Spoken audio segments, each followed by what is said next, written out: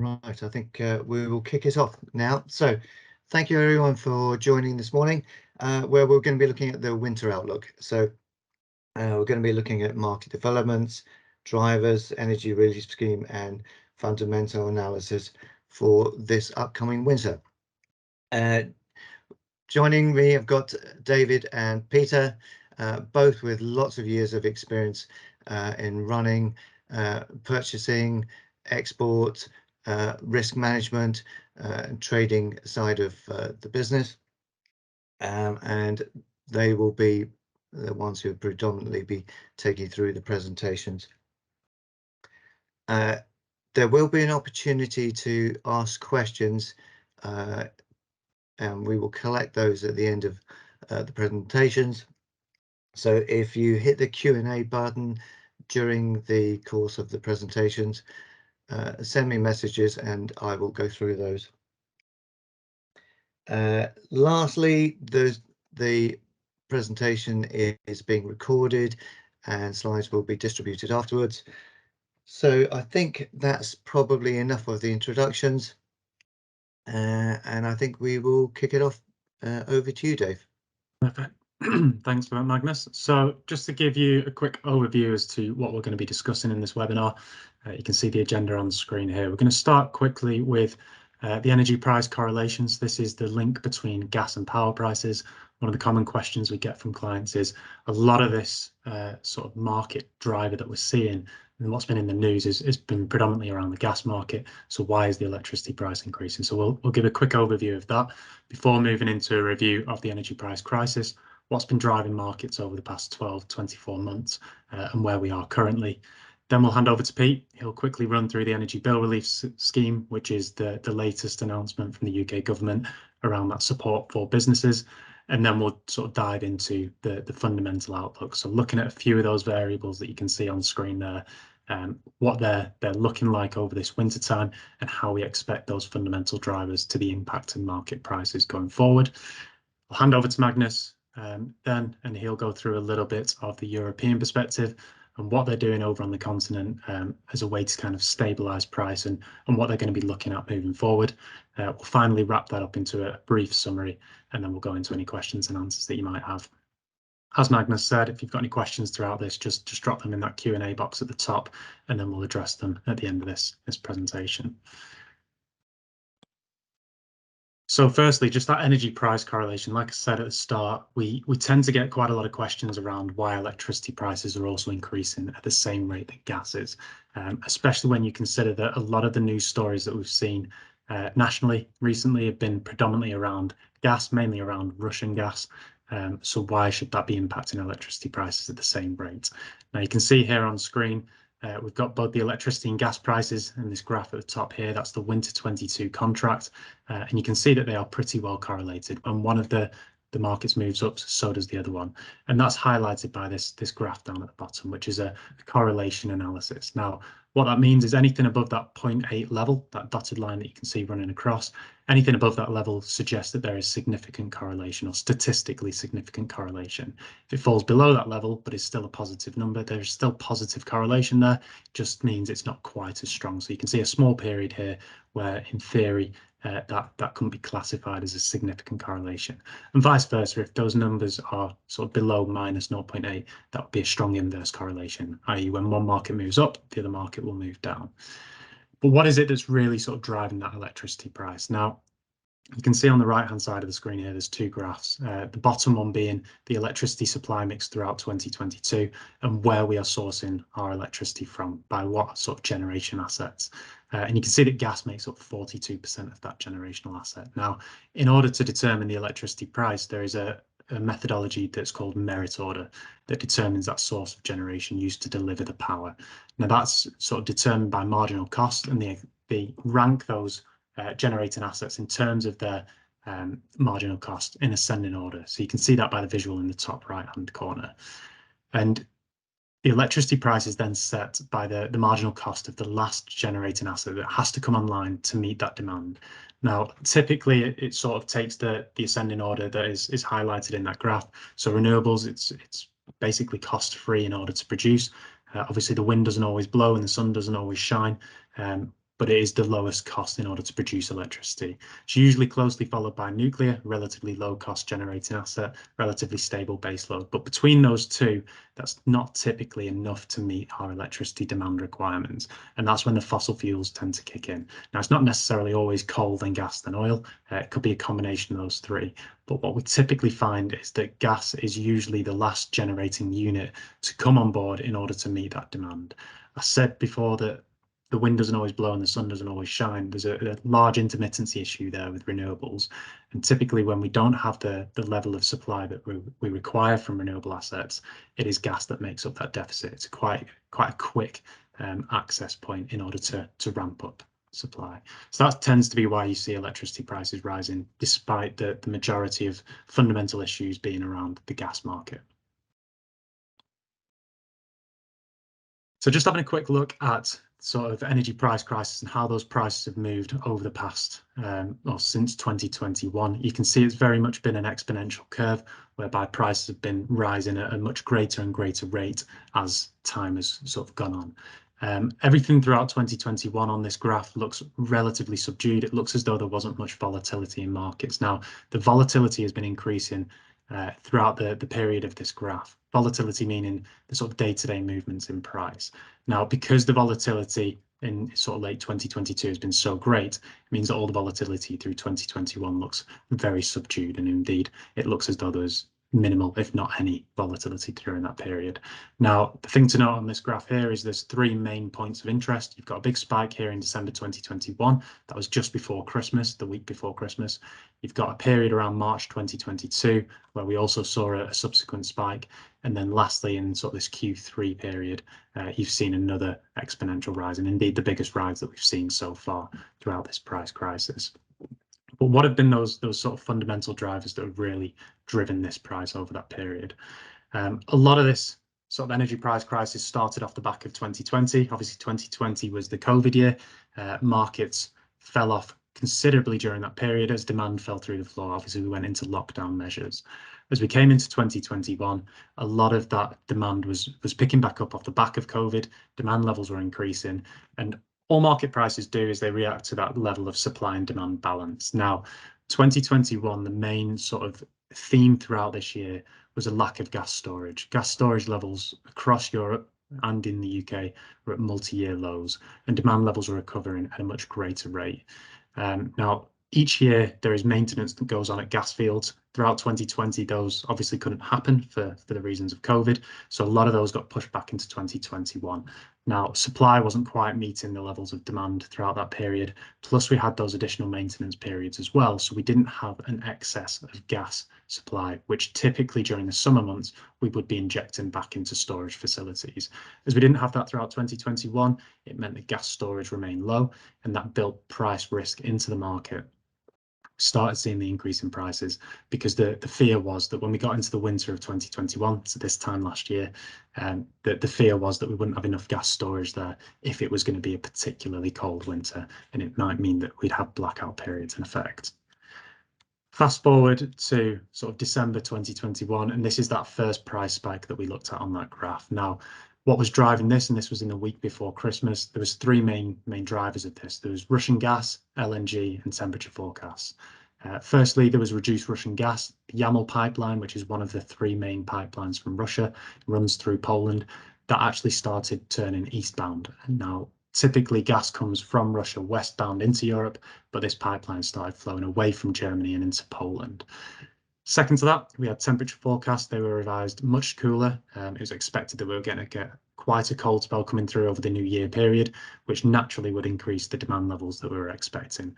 So take those two factors, you've got a reduction in supply from the Russian gas plus an increase in the demand that naturally starts pushing prices up. And then thirdly as well, you had the EU LNG supplies became even tighter as well. And that's because East Asian demand started increasing.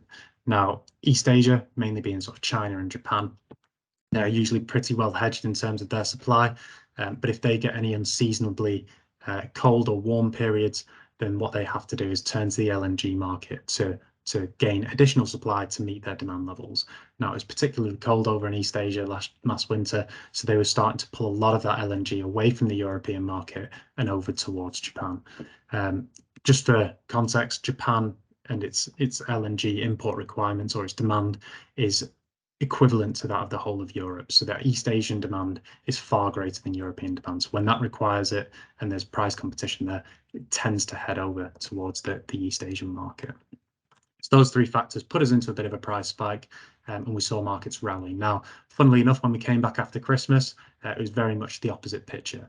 We actually had an abundance of LNG shipments due into Europe and the UK. Forecasts actually turned out to be much milder. I think we had one of the mildest New Year's Day on record, and as such, that market retracted somewhat and sort of retraced a lot of that upside that was previously had. Fast forward then to March 2022, and this is the second price spike that we saw on that graph. It goes without saying what was sort of driving this. It was the outbreak of the Russia-Ukraine war. Now, typically when you get a war kicking off, such as this, that geopolitical tension naturally increases prices anyway. But second to that, the main concern was around that Russian gas supply. So from Russia prior to this Russia-Ukraine war, Europe was sourcing about 40% of its gas directly from Russia. And the big concern here was, what if Russia decided to turn off those taps into Europe? We'd lose 40% of our supply instantly. Second to that as well, one of the three main pipelines runs directly through Ukraine. So the other concern was that if that pipeline was going to get damaged as part of the conflict and that infrastructure be damaged, which would again affect that gas supply coming into Europe. So this really started that sort of move away from Russian gas dependency. It really highlighted the issue that we had within Europe of how much reliance we had on Russia as a source of our gas. And as such, most nations across Europe started to look at alternative ways to source gas. Now, the quick way to do that, from moving away from Russian gas, is to make up that deficit by turning to the LNG market. So throughout Q2, we had a bit of a volatile but sort of neutral trend in terms of prices. So day to day, prices were moving quite a bit, but the underlying trend was relatively neutral. Reason being, market prices sustained relatively buoyed because of that continued risk that Russia might turn off the taps, but it wasn't increasing at quite the rate that you'd expect, because from a fundamental perspective, supply was meeting demand, and we were getting additional supply from LNG markets as well. So that was keeping that sort of cap on prices. We then fast forward to the summer 2022 period, and this is after that Q2 period as we start heading into Q3. And when we start seeing that rise into that final spike in markets, we had another three factors that fed into market prices. Now, these are, funnily enough, the same factors as December 2021. We had Russian gas, we had LNG, and we had temperature forecasts. Firstly, the temperature forecast. There was global heat waves, which introduced a sharp increase in demand. So the UK and Europe were subject to quite extreme weather temperatures, but also the East Asian market was subject to quite high temperatures and quite big heat waves. Japan, they suffered their worst heat wave since 1875. Now, where we don't in the UK have quite a great aircon load, when you look at continental Europe and globally, a lot of these nations have a high aircon load. So when temperatures start to rise, they need an increase of supply in order to meet that demand from aircon loads. Japan got to the stage that they were asking people to sort of turn off where they could to try and save that demand. But also, in order to meet that demand, they had to look to the LNG market in order to get additional supply to meet that aircon load demand. Now, when you've got Europe and East Asia both looking to the LNG market to source additional supply, it puts quite a high level of price competition, and that started driving market prices considerably. Further to that, Freeport LNG facility in the US, that's responsible for about 20% of US LNG gas exports. That went offline following a fire at the facility, which meant that as demand was increasing, we also saw a reduction in supply. As we were saying before, when you've got an increase in demand or a reduction in supply, you tend to get an increase in market prices. And then finally, further to that as well, we also saw a reduction in Russian gas flows as well. Now, that started with Nord Stream 1, and the majority of that news was around Nord Stream 1. Obviously, the Yamal pipeline was flowing eastbound throughout 2022, so that was one state. But Nord Stream 1, there was a turbine that went off for maintenance over in Canada, and that reduced gas supply down to about 40% of capacity through that pipeline. Then went off for a 10-day maintenance period, and when it came back online for 40% for a couple of days before reducing down to 20% capacity. And then finally, as we got to September, it went off for a further 3-day maintenance period. And the real concern there was, what if this pipeline doesn't come back on? And it was announced in September that that pipeline was going to go offline indefinitely. So throughout that period, we were seeing quite an increase in price risk being built into the market. The risk of Russian gas being completely cut off and that leaving us short, the fact that LNG supply was extremely tight, and the fact that demand was increasing as well. And that's why we saw such a rapid increase in market prices.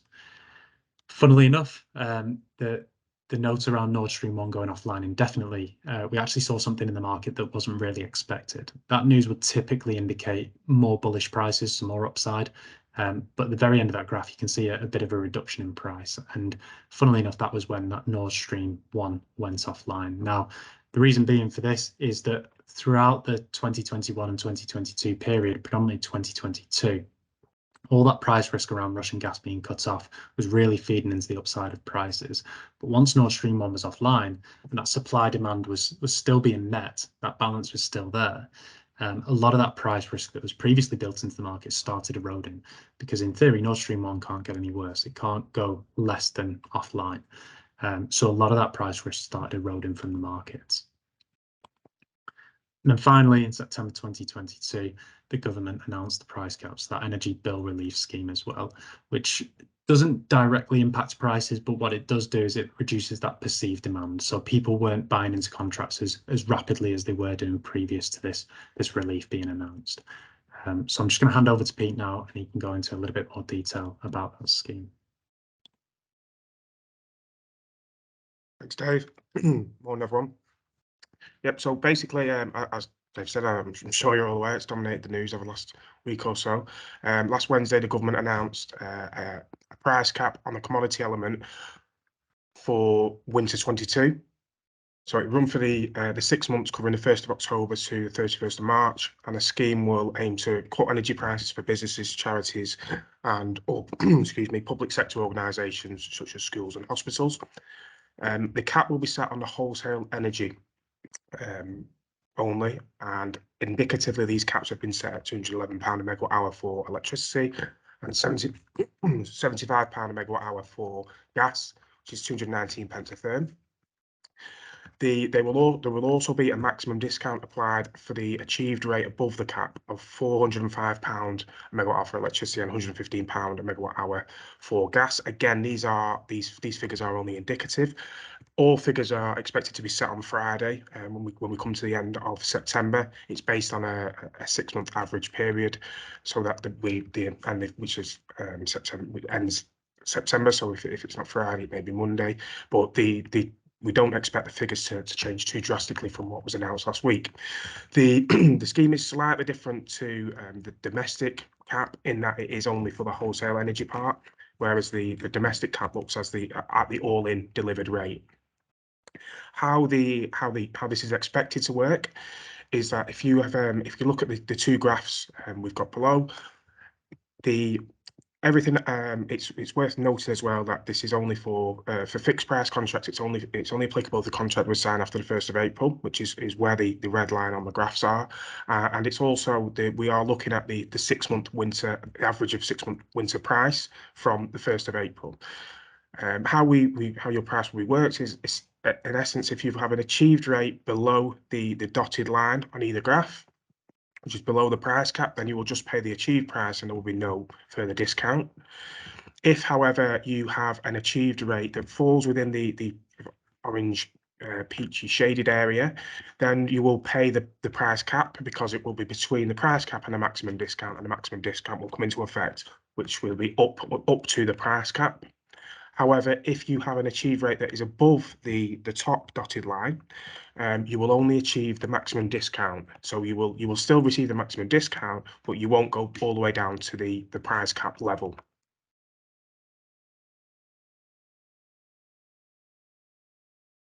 So again, as I mentioned earlier, this is only for it does apply to all businesses and sectors.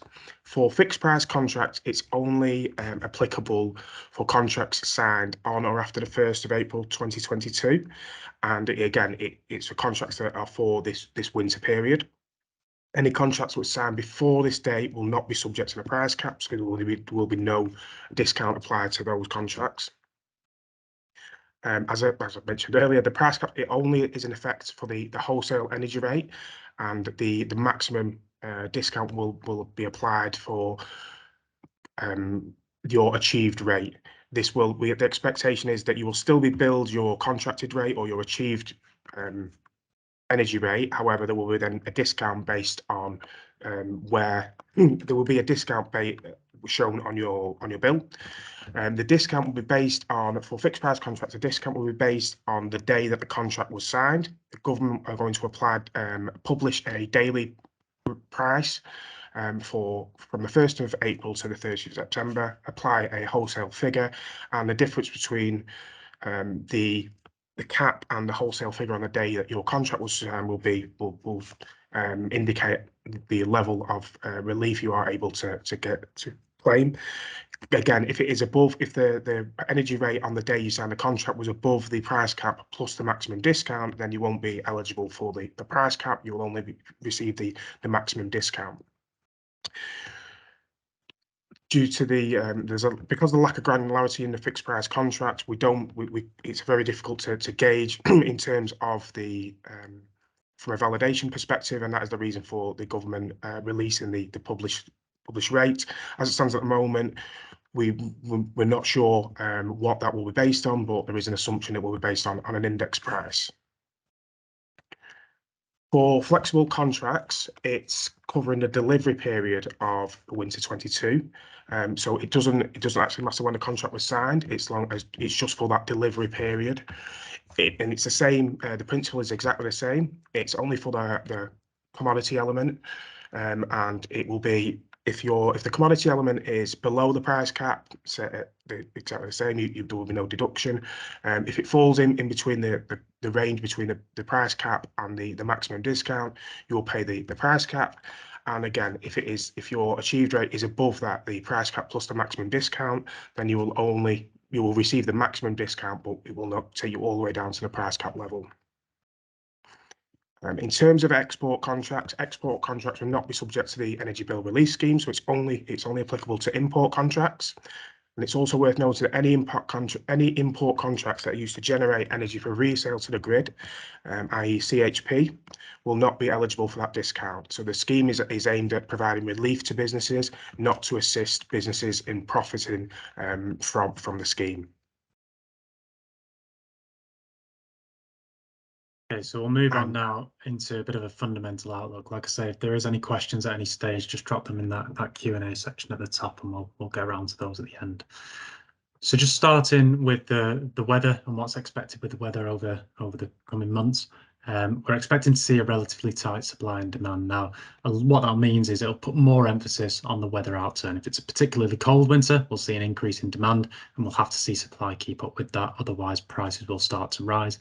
Likewise, if it's going to be a relatively mild winter, typically you would expect demand levels to be not quite as great off the back of that. Now, what's been sort of announced as of late is the Australian Bureau of Meteorology. They've confirmed that there's going to be a La Nina weather pattern, and in fact a triple dip, so a third year of having a La Nina weather pattern occurring in subsequent years. Now, I am no meteorologist, but I will try and give you my best explanation as to what a La Nina weather pattern is. In effect, what it is, it's strong westerly trade winds in the Pacific Ocean, which take the warm weather from the west coast of America over towards East Asia and Australasia. What that then leads to is the upwelling of cooler water on the west coast of America. That tends to lead to unseasonably cold temperatures in the tropics, and what it can do is displace the Atlantic jet stream. Now, that's a weather pattern that runs over America, across the Atlantic, and that's what really sort of impacts us over in Europe. Now, what that tends to mean is that in late autumn and early winter, it promotes a high pressure in the mid-Atlantic, and then that stops Atlantic weather systems from delivering milder air over to the UK and Europe. So in turn, it can mean that in that sort of late autumn, early winter period, we can end up with an unseasonably cold period. What you also tend to get when you've got a La Nina year is that later on in the winter period, you tend to get sort of heavy rainfall, increased levels of storms, and then potentially milder conditions. So what we're saying with that is that around sort of Q3 Q4, we may be expecting to see a bit more of a drop in temperatures, a bit more of a cold period. But as we go into Q1 and the back end of winter, in theory, we should get milder and wetter conditions. You can see on the right-hand side here as well, this is a timeline of all the previous years that we've seen La Niñas. There is the complete opposite weather phenomenon called an El Nino, which has the complete opposite effect, but we won't go into detail with that one. Secondly, we've got Russian gas, and throughout 2022, this has probably been the main focus from a fundamental perspective. Firstly, you've had a reduction in flows. You can see that Russian gas flows year on year have reduced by about 82%. We are now pretty much running just off that Ukrainian pipeline. You can see there are 3 pipelines here. So you've got Nord Stream 1, which is this yellow one that runs across the top. That's the one that is now completely offline, and it will be indefinitely. There was plans at one stage for Nord Stream 2 to run alongside this. That sort of stopped and came to a halt as the war started kicking off at the start of this year. You've got the YAML pipeline here, this red one that runs through Poland, and that's the one that's been flowing eastbound for the majority this year. You can see that by these negative flows on this graph at the bottom. And then thirdly, you've got the Ukrainian pipeline that runs through here, and that's the only one that's still operational. That's still contributing about 5% of gas into Europe at this moment in time. So there is still a price risk surrounding that pipeline.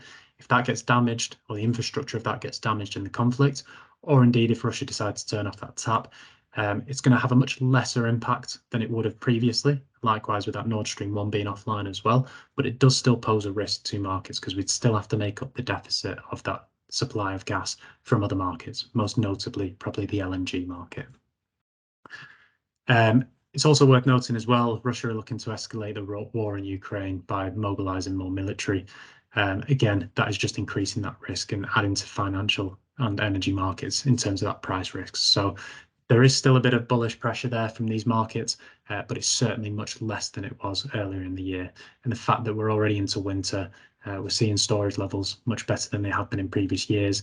And to date, we've got a relatively healthy supply and demand balance, then we should be hopefully not too much more bullish pressure to be had at this stage.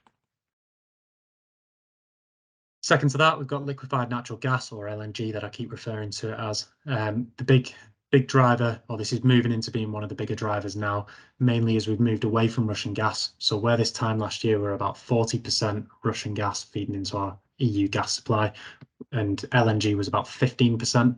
That has now pretty much flipped, and we're seeing about 5% from Russia, and we're seeing about 40% from the LNG market. Now, that puts a lot more pressure on the LNG market and prices because the LNG market is very much a global market. We've got to consider what's going on in Europe, but we've also got to consider the supply globally, but also that East Asian market. Like I was saying before, Japan's demand is pretty much equivalent to the whole of Europe.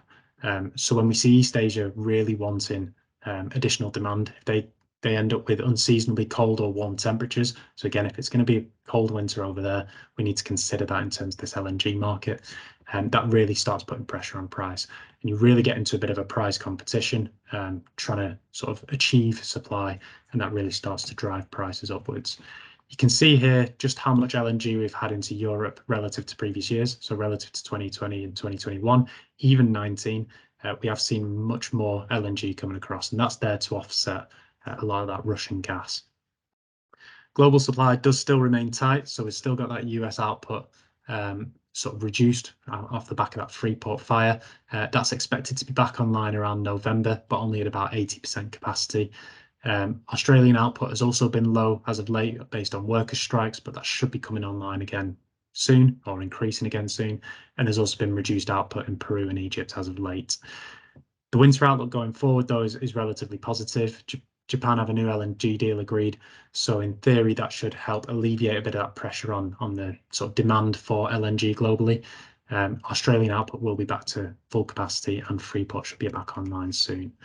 I've also just included there 2 other graphs, so you can see that import by region. So Europe sort of demands about 32% of LNG globally, whereas that Northeast Asia is almost double that, so being about 50%. So about half of that global supply feeds that Northeast Asian market. You can also see here on the right-hand side where we source our LNG from for the UK. About 42% of that comes directly from the US. So it'll be good when that Freeport facility gets back up and running, it allows more of that LNG to come across. Then we get about 36% from Qatar as well. Okay, so I'm going to hand back over to Pete. Pete's just going to run through a little bit around gas storage now. So what we've got here is in terms of gas storage, the EU sets a storage target for total capacity to be 80% full by the 1st of November, and then for subsequent years they've set it at 90%.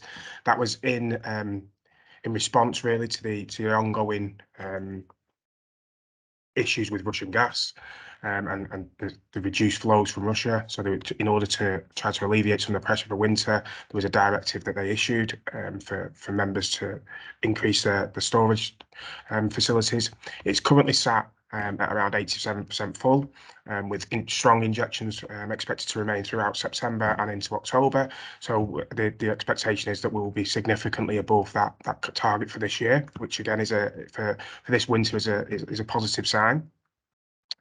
If we look at the graph below here, this just shows where the storage levels have been over previous years.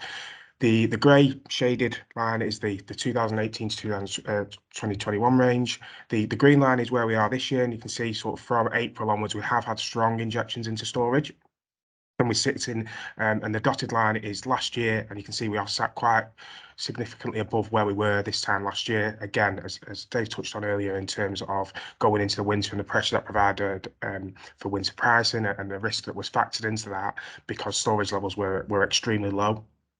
So again, part of the reason why the EU introduced this directive and really put pressure on members to increase the level of gas in storage for this winter. If we look at the map on the right hand side there, we can see the level of storage in each of the member states. So the UK is 100% full, but if we look on the bar chart on the right hand side, you can see this is actually relatively our storage capacity is relatively small, especially when you compare it to some of the other European countries, particularly Germany, Italy, and France.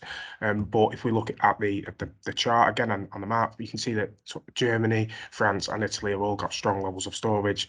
There was a concern as recently as sort of 6 weeks ago that these countries wouldn't meet this storage target. And there was a real drive in terms of injections into storage to meet that. Again, so the outlook from a storage perspective is really positive. The expectation is as well that if we have if winter demand is similar to what it was last year, then the gas in storage will be more than sufficient to meet demand.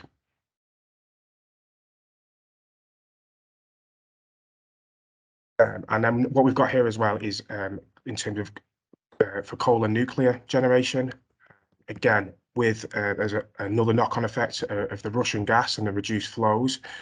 European countries are looking for alternate sources of generation for power. So there was, as part of the drive to go green, there was production caps put in place on coal-fired generation. However, earlier on in the summer, these production caps were lifted again to try to offset some of these reduced Russian gas flows.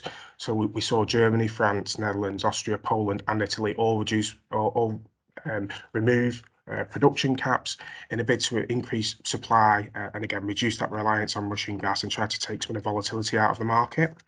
We also saw German nuclear power plants extend their life, and the remaining there was three German nuclear plants remaining, and they were due to close at the end of this calendar year, and they've put that off for at least 6 months, possibly further. Again, it just adds more generation into the system, and it helps to alleviate some of that pressure. We've also in terms of nuclear generation, and the chart on the right-hand side here just illustrates this. We have seen French nuclear generation production reduced significantly. That's partly because it's an aging fleet and it's becoming quite unreliable. It's over 30 years old.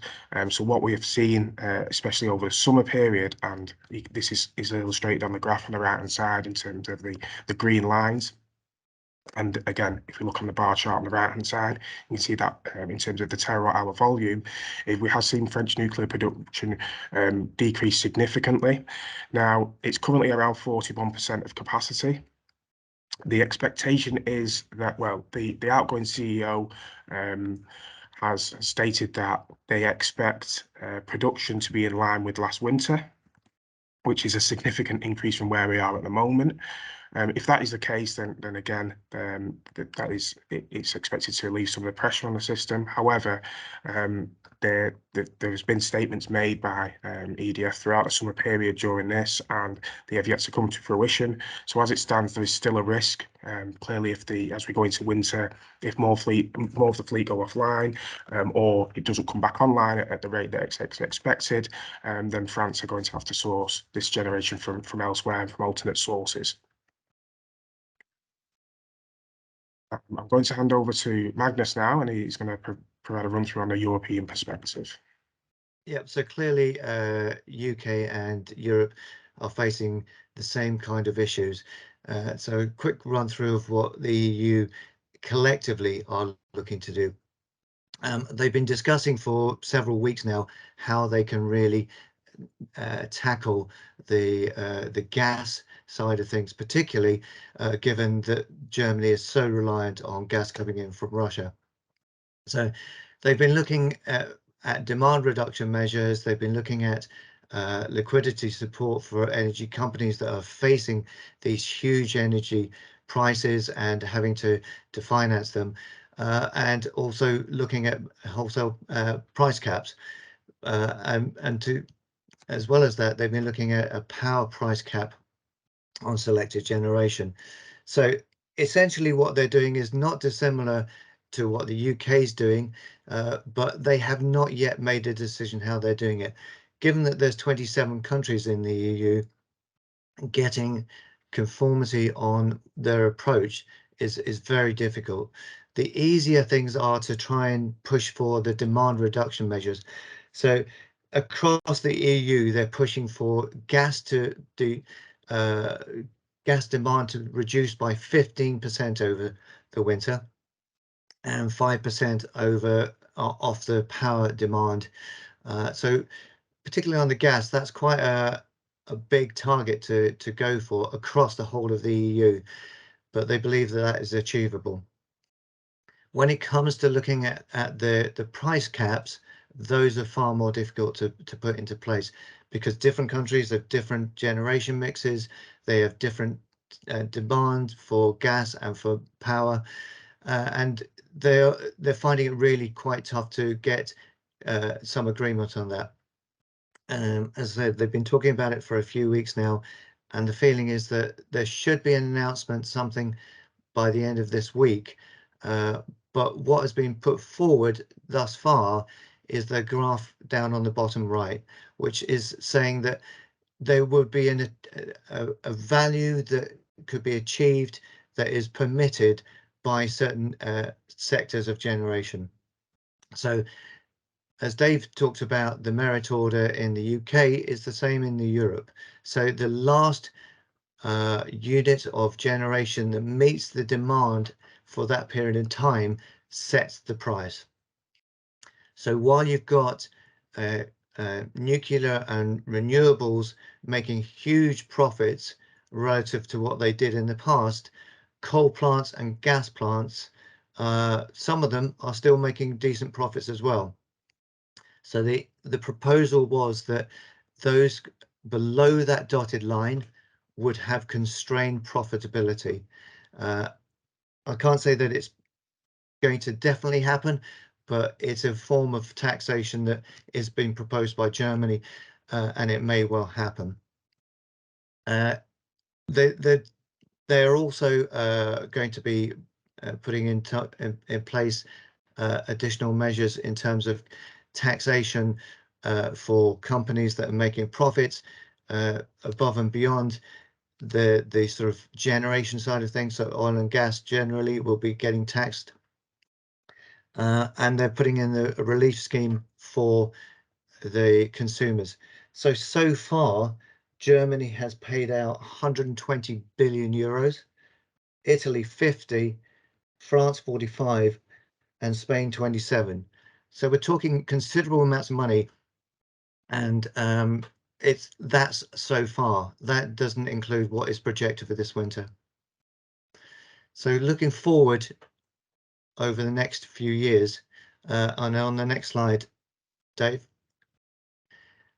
the plans are to further diversify the sources of gas that comes into Europe. And in that respect, they're going to be competing, as Dave said, and Pete said, with the UK, with Far East and everywhere else. The difficulty that Europe has thus far is that they have a severe lack of import facilities for LNG.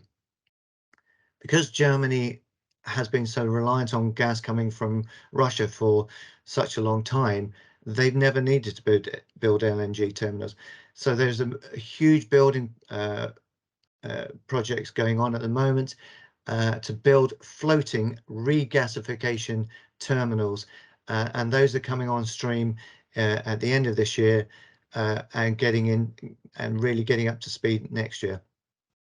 They also want to increase the carbon savings, so they want to make sure that there's plenty of support for individual countries to make sure that not only buildings and commercial businesses reduce their energy consumption, but also work on the domestic side of things. And of course, bit like the UK, they're looking to build huge number of offshore wind turbines, solar arrays, and everything else. So I think in the UK, we're looking to get offshore wind quadrupling from 10 gigawatts to 40 gigawatts by the end of the decade. It's of a similar magnitude as well in Europe. So they have got plans to do that, but given, as I said, the complexity of trying to get all 27 nations to agree things, they are going to find it quite difficult, and even getting the oil removed from Russian sources by the end of the year is proving tricky when you look at some of the countries that rely on the tankers to come to places like Cyprus and Greece. So that kind of wraps up our individual presentations. Dave is going to do a summary, and then we'll look at some questions that have been posed. Over to you, Dave. Thanks, Magnus. So to try and condense all that into a single slide, I think it's best to look at this from a supply perspective, demand perspective, and then weather as well. If we start with that supply perspective, Nord Stream 1, it's offline indefinitely, so we're not going to see any more gas through that pipeline, or no plans to at this stage. There is still risk around that Ukrainian pipeline from Russia and whether that will sort of come offline as well.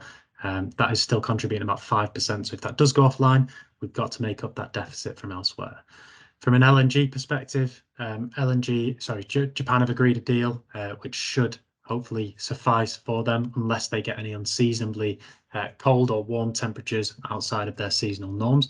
At the minute, their sort of weather forecasts for sort of most of Q4 seems to be in line with seasonal norms, but as we well know with weather forecasts, they tend to be relatively inaccurate until sort of 2 weeks prior.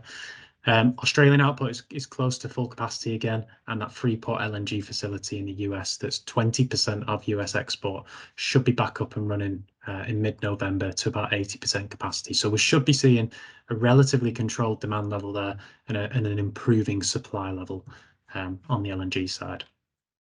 And then finally as well, EU gas storage is currently exceeding their targets. We are above what they planned for November, which is good. That should alleviate a little bit of concern going into the winter period that there is sufficient gas there in storage should we need it, should we get extremely cold temperatures appearing. 2021 was very much the opposite picture. We were way below where we should be. We're at multi-year lows, and that's why we saw such an increase in price. So hopefully that will bring a little bit of stability to prices. From the demand side of things, so as Magnus was saying, European gas demand reduction plans are sort of bringing together a coordinated demand reduction plan to try and incentivize people to sort of reduce their consumption. If we look at it from a fundamental perspective across the continent in the UK, we're potentially entering a global recession. There's certainly been talk around that for a long period of time. If we do enter a global recession, that naturally sort of reduces buying demand, and as such should bring demand down as it in turn. There's also the increasing likelihood that as people start receiving energy bills in the winter period, being at much more increased levels, those costs, that may naturally incentivize demand destruction as well. People might start dialing down, both domestically and industry-wise, dialing down their consumption levels. The only sort of caveat to that is around heating demand, and that is very much subject to the outturn of weather throughout that winter period. If it is extremely cold, naturally you will see an increase in heating demand. Some of that may be offset by that sort of demand destruction, but not in its entirety. And then finally, with the weather side of things, we did say there was going to be a triple dip La Nina. That's been declared now. That's expecting sort of a cold period through late autumn, early winter. So you can sort of assume that to be sort of Q4. And then later winter is expected to be increased levels of storms, rainfall, and potentially milder temperatures as well. So Q1 sort of going into the summer period. Whilst all that's sort of going to be impacting markets, it's also worth reiterating that energy bill relief scheme as well. So although markets will continue to be volatile, businesses within the UK should have a level of protection there, providing the market doesn't exceed that maximum discount level. I would expect certainly volatility to continue being quite high. The market is still in a very uncertain place as we start moving away, as we'll continue moving away from that Russian gas dependency.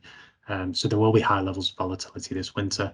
Where we'll be in 3 months' time is very hard to say, but I think we've summarised it there in terms of the main drivers. Thank you, Dave. So I'll hand back to Magnus to go through any questions.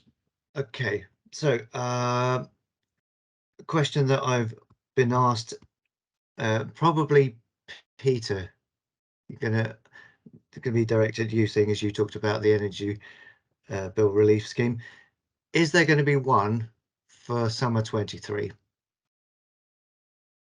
There's at the moment there's expectations that the scheme will be extended, but it will be limited to certain sectors. The expectation is it will be hospitality and leisure, potentially retail. Again, there's no details forthcoming on that. The government are going to review this scheme in 3 months' time, and then at that point they're going to announce any what, if any, extensions and who they will be applicable to. But as it stands at the moment, it's only for winter 22, and if any extension to the scheme is expected to be limited. Okay, but you would expect it to be, if it was extended, be on a similar kind of approach, would you? As it stands at the moment, yes. Ultimately, the information around it is lacking from the government. So we would everything that's been released so far is an extension on the same basis. But again, the details are not really forthcoming. They have said though that they will be looking to extend the scheme for at-risk sectors. Okay, and Dave, if there is a scheme for summer 23, does that impact the way that you look at doing trading? Not necessarily, because we'll be trading throughout the winter period. So unless that gets confirmed in the short term, you can't really sort of wait and trade in speculation based on that. If there is a sort of relief scheme that gets put in place in 2023, similar to how this winter's been sort of playing out as well, despite your price that you achieve through trading, that will still be applied as a discount to that. So unless you're sort of exceeding that maximum discount level on your trading, you should be covered by that energy bill relief scheme. Okay, we've seen that contrary to what National Grid have been saying about gas flows likely to come from, or electricity flows likely to come from Europe to the UK, they seem to be going the opposite way. Are they misjudging what is likely to happen in Europe over the winter? Not necessarily. We're well interconnected with Europe. Those flows will go back and forth depending on where supply is required and where demand is. But no, I don't think so. Okay, so question, given what's been in the news the last day or two, the pound's been falling. What impact does that have on the market? for this winter and for 2023? In theory, not so much. So previously, the sort of exchange rate between the euro and the pound was quite a prominent driver. These days, it's less so. It's more focused around kind of supply and demand levels and the factors that we've sort of been in detail with throughout this presentation. The euro and the pound, yes, the pound is losing value relative to the dollar, not so much relative to the euro as much, but I don't think it'll feed into prices quite as much as expected. Okay, so it's not going to make a drastic change to things. Shouldn't have anything drastic now. Okay, fine. Somebody has put in a comment in the chat box. I'll have a look at that. Pete, while I look at that, rough storage. You said that's coming back. What kind of difference will that make to the markets for UK? We don't expect it to have a significant impact this winter. So they're still in the testing phase at the moment. Injections are being so injections are ongoing into rough throughout September. It's at the testing phase. Expected that so far there's been no concerns over that. So the expectation is from early next week that injections will begin to ramp up with a view for storage purposes. However, the capacity is reduced this winter. So it would only really be if we were, again, as Dave said, if we had sort of perfect conditions, potentially we may see this weigh on prices from Q1. It would be more from winter 23 onwards, though, when capacity is more in line with how it was previously prior to it being closed. And again, we've got the extended period for gas injections into that facility. Okay, so question here.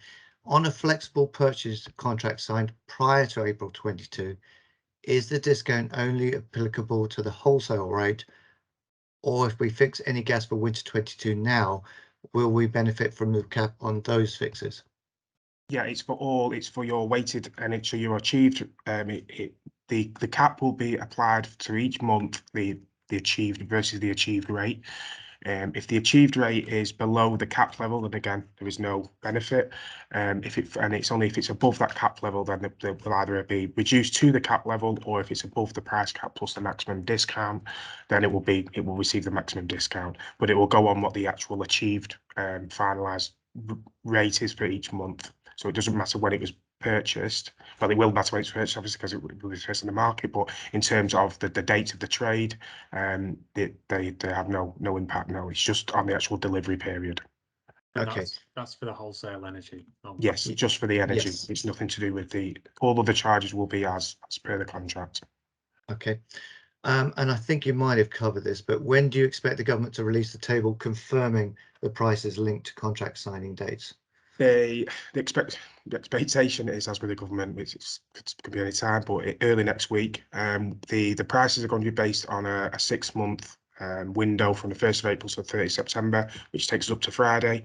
So we expect the expectations is it will be early next week. We will see the table and the confirmation of A, the price caps, and B, the maximum discount levels. Okay. And I think this may be the final question. Will sites with import and export wind solar be eligible for the relief scheme? For example, farms that use considerable energy and have installed renewables to offset power use. The expectation is yes. However, it still needs to be clarified. The wording around the sort of import and export is very vague at the moment. The idea of the scheme is to provide relief, not for businesses to profit. So that is in terms of when we're saying customers who have the cap is not applicable for customers who use import to directly generate energy that's for resale back to the grid. So if it's not direct, if the import contract does not directly affect the generation back to the grid, then the expectation is yes. But again, we are waiting for that to be confirmed. Very good. Very good. Okay. I think been through all the questions. If there are any questions that anybody else wants to ask after this, please get in touch. We'd be more than happy to help. Thank you very much for all your participation. Thank you to Dave and Pete for the presentation. I think we're just about ready to wrap up. So wish you a good day, and thank you again. Cheers, everyone. Thank you. Goodbye. Thanks, everyone. Cheers. Bye.